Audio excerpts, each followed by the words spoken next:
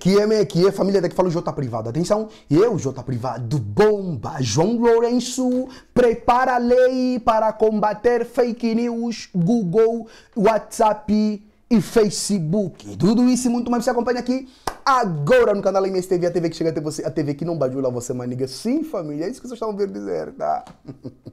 Já se inscreva no canal, partilha o vídeo, comenta, deixa aquele like maroto, deixa dislike se não curtir, comente bastante que vai ser essencial. Siga meu Instagram, siga meu TikTok, que é muito importante. Queremos opiniões que nos ajudam bastante, porque só assim verdadeiramente conseguiremos derrubar todos os ladrões que andam a roubar em público. Então, sem mais belvado, divulga aqui sua marca, faça como a Rosas Business Corporation. Eu vou pedir para que vocês angolanos prestem muito bem atenção nessa lei que eles querem aprovar. Após da lei de segurança nacional, após da lei de, de vandalismo, certo? Agora, eu vou pedir mesmo, o país tem que parar para que o MPLA, né, em concluir com o governo brasileiro ou a esquerda mundial, não se unam nessa porcaria. Quer dizer, o Brasil já está aqui também, mano. Aprovaram a mesma lei e não é muito boa.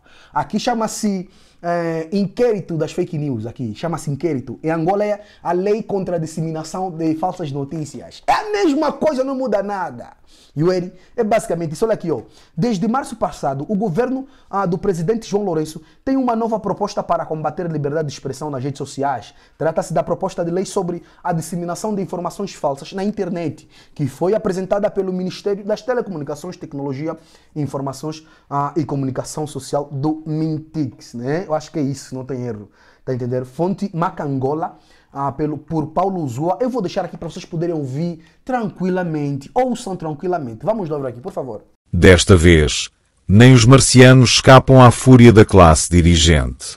Um habitante do planeta Marte que escreva informações falsas com impacto em Angola pode, à luz da nova legislação proposta em Angola, ser punido, condenado e conduzido ao estabelecimento prisional de Caquila, Quindoque ou Caboxa. É este o âmbito absurdo da proposta de lei. Segundo a proposta de lei, o Estado angolano arroga-se a capacidade de perseguir, julgar e punir quem quer que seja, em qualquer lugar do universo, que difunda notícias falsas com impacto em Angola. De acordo com a letra dessa lei, nem sequer têm de ser notícias sobre Angola e os angolanos. Basta que tenha reflexos em Angola, final do artigo 2º da proposta de lei. Como assim? Questionará o leitor, legitimamente perplexo. Ilustremos. O uso das redes sociais feito pelo líder oposicionista em Moçambique, Venâncio Mondlane, com vista a mobilizar o povo moçambicano para ações de protesto contra o governo da Frelimo, pode ser considerado como ato de agitação política com impacto em Angola. A Frelimo e o MPLA são partidos irmanados, com a mesma escola que os habilita a estar no poder há 50 anos ininterruptos. Por isso, as iniciativas de Mondlane podem comprometer a segurança nacional de Angola e, à luz da nova proposta de lei, o moçambicano pode ser indiciado e condenado em Angola à pena de prisão de até 10 anos. A fórmula ideal de repressão. Este governo parece ter encontrado a fórmula ideal para encher os cofres do Estado, ao mesmo tempo que silencia todos aqueles que o criticam pelo desgoverno do país. As críticas que o governo pretende silenciar são aquelas que se referem à contínua pilhagem dos recursos do Estado, ao desespero dos angolanos com o desemprego, à fome, à deseducação da sociedade, à cólera e à falta de saneamento básico, entre outras. Segundo o governo, os responsáveis pelas mentiras e desinformação do governo, pelo comportamento nefário, incompetente, impune e trungungueiro de muitos servidores públicos, levando os cidadãos a perder a crença que Angola tenha futuro, são aqueles que recorrem às redes sociais para falar mal do regime. Nesta abordagem, qual é a fórmula que permite ao governo gerar receitas com a imposição da censura generalizada? É atacar primeiro os mensageiros, as redes sociais. Assim, na recente proposta de lei, os fornecedores de aplicativos, incluindo os mais usados em Angola, Google, WhatsApp e Facebook, poderão ser condenados a pagar até 35 mil salários mínimos, ou seja, 2.450 milhões de kwanzas atuais, equivalentes a 2,7 milhões de dólares, em caso de violação da lei proposta. Angola exige, no art. cardinal 10º da proposta de lei, que os fornecedores de aplicações reportem dados relacionados a engajamentos ou interações com conteúdo que foram verificados como desinformação, incluindo, no mínimo, o número de visualizações, número de partilhas, alcance, número de denúncia, informações sobre pedidos de remoção e alteração de conteúdos por pessoas individuais e coletivas, outras métricas relevantes. O mesmo articulado vai mais longe, ao impor aos fornecedores de aplicações que tenham uma estrutura dedicada ao combate à desinformação em Angola e informem o número de funcionários designados para esse efeito. Os fornecedores têm de prestar informações relativas a outros aspectos relevantes do serviço contra os agentes da desinformação. O governo arroga-se a legitimidade e o poder para exigir do WhatsApp, do Facebook e de outros relatórios detalhados que contenham dados sobre o tráfego de usuários angolanos nas referidas plataformas. Importa referir que o conceito de fornecedores de aplicações abrange também os serviços de alojamento de websites. Ou seja, se os anfitriões do Club K ou de qualquer outro website angolanos na mira do regime não cumprirem com as exigências do presente diploma legal, sofrerão pesadas penas. Todavia, a proposta de lei cria uma variedade de deveres inaplicáveis aos referidos fornecedores. Os mais usados em Angola, acima mencionados, como se sabe, são internacionais e, certamente, o governo não terá força para os obrigar a cumprir regulações exaustivas, a não ser que pura e simplesmente os proíba. Portanto, o que se pretende com esta lei é proibir de facto as aplicações estrangeiras, como os WhatsApp e semelhantes. Em Angola, ao estabelecer exigências irrealistas. Sim. Por incumprimento grave da lei angolana ou reincidência, a Google, o WhatsApp, o Facebook, o Instagram e outros provedores de aplicações podem ser encerrados de forma compulsiva em Angola, como prevê o art. Cardinal 16º da proposta governamental, além da aplicação de multas.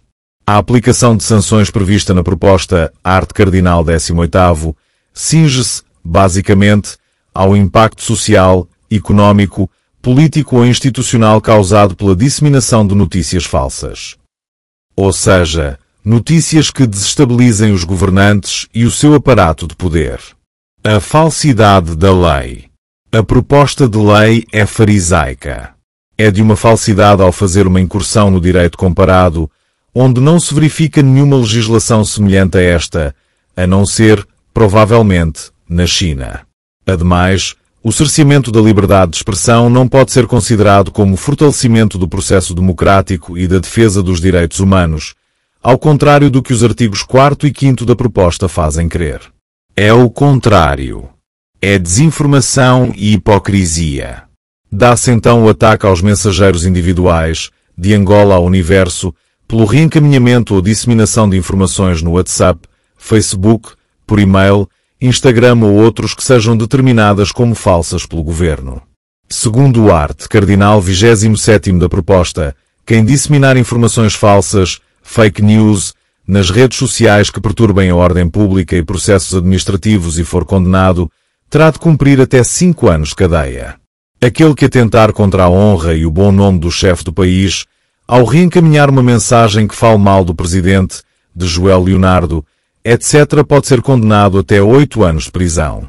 Os que disseminarem mensagens rotuladas como falsas pelo governo, nas redes sociais, de contestação do processo ou dos resultados eleitorais podem ser condenados à pena máxima de 10 anos nos calabouços. A mesma pena aplica-se a quem for acusado de comprometer a segurança nacional, que a lei não especifica, por reencaminhar uma mensagem considerada falsa pelas autoridades. Para as entidades coletivas, como os websites de informação, a proposta prevê, pelos crimes acima mencionados, em caso de condenação, o pagamento de multas por um período máximo de 130 mil dias, que dá praticamente 356 anos. Esta é a grande técnica jurídica do governo do presidente João Lourenço. Em vez de assumir as responsabilidades, assim como responsabilizar os seus governantes pelo descalabro do país e a fome generalizada, o seu regime ataca os mensageiros. Vai à caça dos cidadãos que ventam as suas frustrações nas redes sociais contra a inépcia dos principais dirigentes deste país. O que é informação falsa? O governo tem dificuldade óbvia em definir o que é informação falsa. A própria definição que a lei dá de notícia falsa é a disseminação deliberada de informações falsas, enganosas ou manipuladas, com o intuito de induzir em erro, causar prejuízo ou influenciar indevidamente a opinião pública. Quer isto dizer que define notícia falsa como informação falsa, Fake news. A definição de informação falsa é um desafio complexo devido à sua natureza multifacetada e às diferentes formas que pode assumir. Inicialmente, o termo era utilizado para descrever informações fabricadas com o propósito de enganar deliberadamente o público, mas ao longo dos anos tornou-se um conceito mais amplo e, por vezes, ambíguo.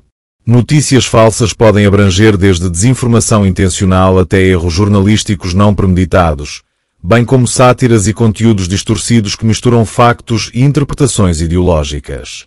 A dificuldade em estabelecer uma definição precisa decorre também do impacto das tecnologias digitais, que aceleram a disseminação de conteúdos duvidosos e tornam mais difícil distinguir fontes confiáveis de fontes manipuladas.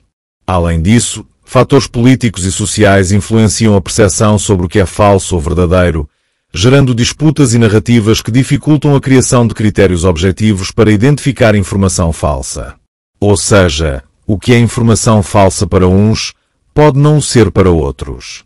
Nada melhor do que a recente notícia sobre a despesa de 20 milhões de dólares em bandeiras para a celebração dos 50 anos da independência nacional. A notícia é falsa. Trata-se de desinformação. Seria punida por esta lei? Lembremo-nos de que a mesma esteve durante mais de 15 dias a circular. Foi confirmada pelo Ministro de Estado para a Coordenação Económica, José de Lima Massano e, mais tarde, desconfirmada pelo Ministro da Administração do Território, Dionísio Fonseca. Nesse caso, um dos dois ministros terá publicamente veiculado informação falsa. Terá desinformado. Qual deles seria levado às barras do tribunal e condenado por disseminação de fake news? Guerra contra a liberdade de expressão. Toda esta retórica legislativa não passa, afinal, de uma declaração de guerra contra a liberdade de expressão, consagrada constitucionalmente. Se o regime de Lourenço quer ter um ambiente mais saudável em termos de informação pública, deve, antes de mais, começar por governar para o bem de Angola e dos angolanos. Nunca é tarde para se combater a incompetência, a corrupção, a impunidade e má-fé no seio do governo. É a boa governação que gera um fluxo constante de boas notícias e anima o cidadão. Segundo, deve cumprir os preceitos constitucionais em relação à pluralidade e liberdade de expressão nos órgãos públicos, que emprega mais de 6.000 pessoas. O Jornal de Angola, a Rádio Nacional de Angola, RNA, a Televisão Pública de Angola, TPA, TV Zimbo, etc., devem ser meios de informação isentos e imparciais e não veículos de propaganda do governo do MPLA. A pluralidade na imprensa estatal implica a representação de diversas perspectivas sociais, políticas e culturais, assegurando que diferentes vozes sejam ouvidas e tomadas em consideração. Isso evita a hegemonia de um único discurso e promove um ambiente de debate aberto e construtivo. Uma imprensa que limita a exposição de visões divergentes torna-se num instrumento de propaganda, em vez de um meio legítimo de informação pública. A comunicação social pública deve servir o interesse coletivo e não as agendas partidárias e particulares dos governantes.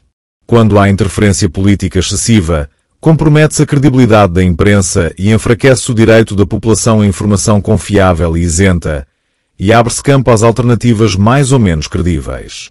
Qualquer intervenção do Estado na comunicação social deve começar por si mesmo.